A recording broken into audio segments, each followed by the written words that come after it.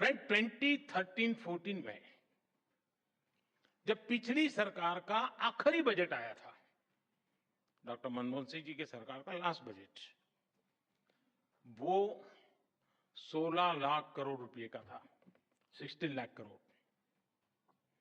आज हमारी सरकार में ये बजट 3 गुना बढ़कर 48 लाख करोड़ रुपया पहुंच गया है।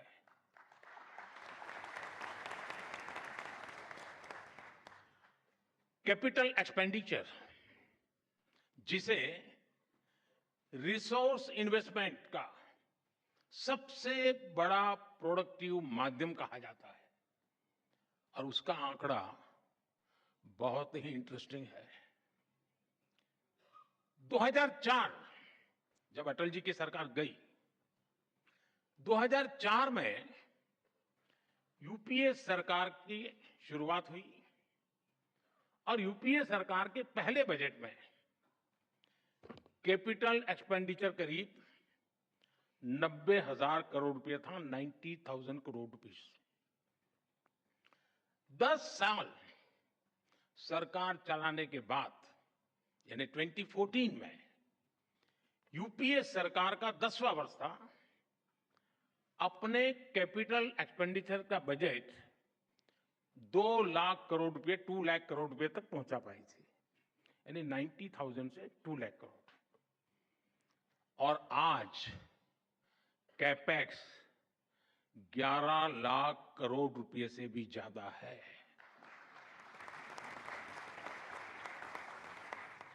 यानी 2004 टू 2014 के 10th ईयर में कैपेक्स किसी तरह दुगुने पर पहुंचा था, जबकि हमारी सरकार में कैपेक्स 5 गुना ज्यादा से बढ़ा है।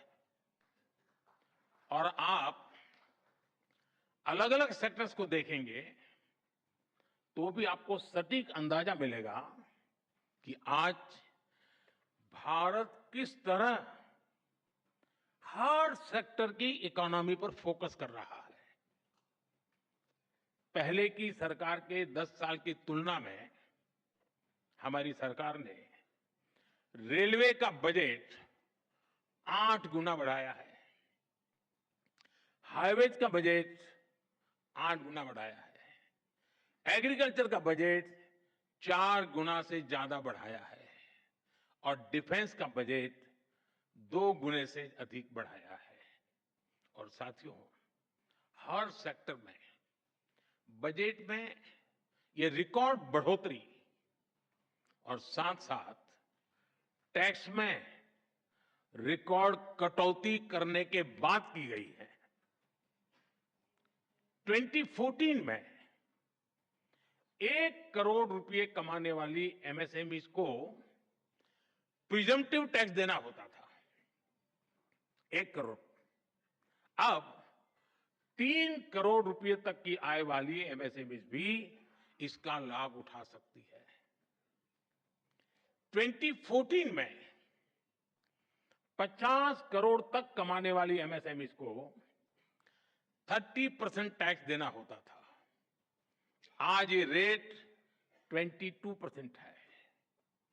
2014 में कंपनियां 30% कॉर्पोरेट टैक्स देती थी, आज 400 करोड़ रुपए तक की आय वाली कंपनियों के लिए रेट 25% है।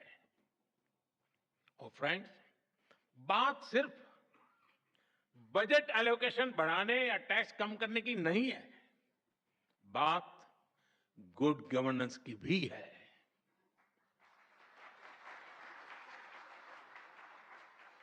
मैं आपको एक उदाहरण देता हूं।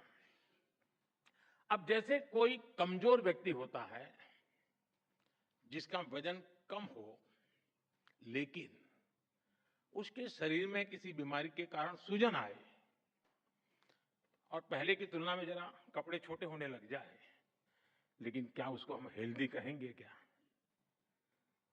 वो तंदुरुस्त है ऐसा मानेंगे? क्या वो देखने में भले ही बहुत स्वस्थ लगे, लेकिन हकीकत में तो वो कमजोर होता ही है। 2014 से पहले के बजट का भी ऐसा ही हाल था। तब बजट में बड़ी बड़ी घोषणाएं इसलिए की जाती थी कि दिखाया जा सके कि अर्थव्यवस्था की सेहत अच्छी है। लेकिन सच्चाई ये थी कि बजट में जो घोषणाएं होती थी वो भी जमीन पर पूरी तरह नहीं उतर पाती थी। ये लोग इंफ्रास्ट्रक्चर के लिए तय की गई राशि को भी पूरी तरह खर्च नहीं कर पाते थे। जब घोषित करते थे तो हेडलाइन लेते थे। शेयर मार्केट में भी शायद थोड़ी दिखाई देता होगा। योजनाओं को तय समय पर पूरा करने पर भी पहले की सरकारों का कोई जोर नहीं था। हमने 10 वर्षों में इस स्थिति को बदला है। हमारी सरकार जिस स्पीड और स्केल इसके साथ इंफ्रास्ट्रक्चर का निर्माण कर रही है, आप सब उसके गवाह हैं। यह अभूतपूर्व है।